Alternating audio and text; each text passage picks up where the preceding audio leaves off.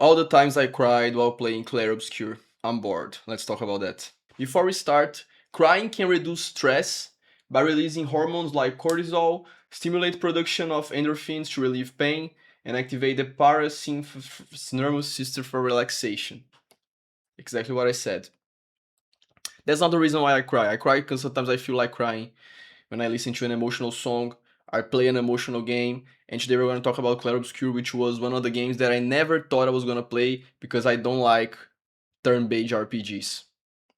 This video will contain a lot of spoilers. If you don't want them, go to another one. Let's get started. The game starts you off the middle of Paris.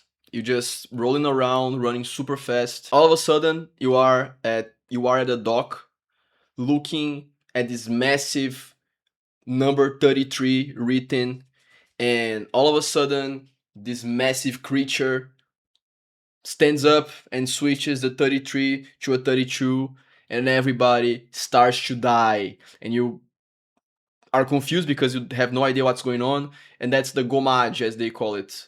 And that basically means that every time a number decreases, everybody that's not that age anymore dies. So everybody that was 33 years old is dead now, and everybody that's 32 and younger is still alive.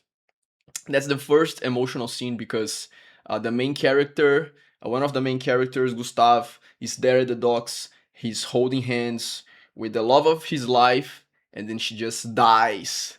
And you're staring at that. Everybody's crying, everybody's sad, and I start to think about my loved ones dying, and I'm like, "Fuck, this is really sad." And I start to cry because it's super emotional. The song is emotional. The soundtrack of the game's soundtrack is awesome. It's really, really good. I have been listening to it a lot after I finished playing, while I was playing as well.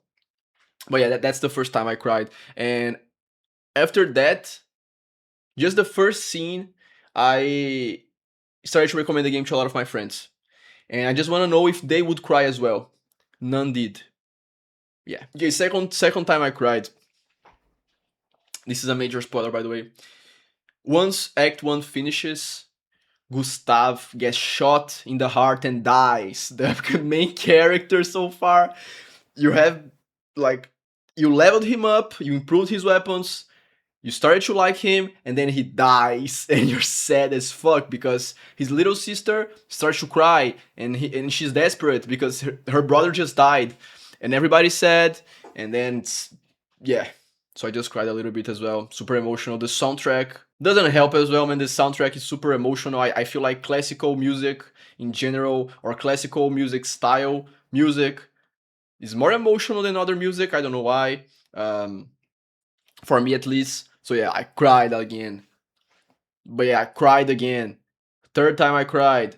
Gustav's burial. Man, why? Why? They made it so emotional again. So Mael has his arm, and she just, I don't remember exactly what happened, to be honest, but I think she sticks his arm somewhere in this beautiful place. I think it's a tree. I don't remember exactly, but like, it's emotional. Everybody's sad. The soundtrack again starts to play, and you're just sad, and then you cry. I don't know about you. I cried a lot.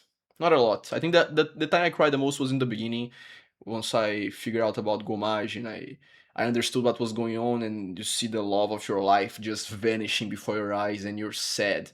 And then, major spoilers again, end of the game. You need to make a choice. Are you going with Mael's ending? Are you going with Versus ending? And this is a big choice.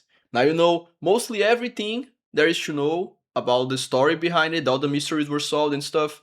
And then you need to you need to decide, are you sticking up with Mael and keeping everybody in the painting forever?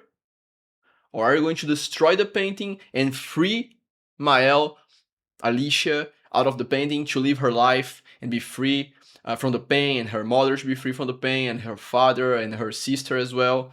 And that's an emotional part, not that emotional. At the time, I was super over leveled. I chose versus. I killed everybody in the painting, and uh, I erased the painting and I left to the real world as Alicia. And it was sad because at the end you see Versus' grave there, and the whole family is super sad, and the game ends. And that's it. It's a sad part. I didn't cry a lot. My eyes just teared up a little bit. But there was one part before that in the discussion when you are verso, when you are choosing between versus and Mael's ending, where he says something in the lines of, if you don't destroy the painting, everybody will live forever until somebody in the real world or like something messes up the world and everybody dies in the real world and the painting dies in the real world and then everybody in the painting will die, and then that triggers an existential crisis about the infinity of time and this sort of stuff. I didn't cry, but it was sad. And that's pretty much it. Weird video for today. Subscribe and comment. I don't know, man. I don't know why I did this video. But yeah, you should cry more if you feel like it. Maybe alone in the bathroom. It's fun. It's nice. Embrace your emotions, the good ones as well.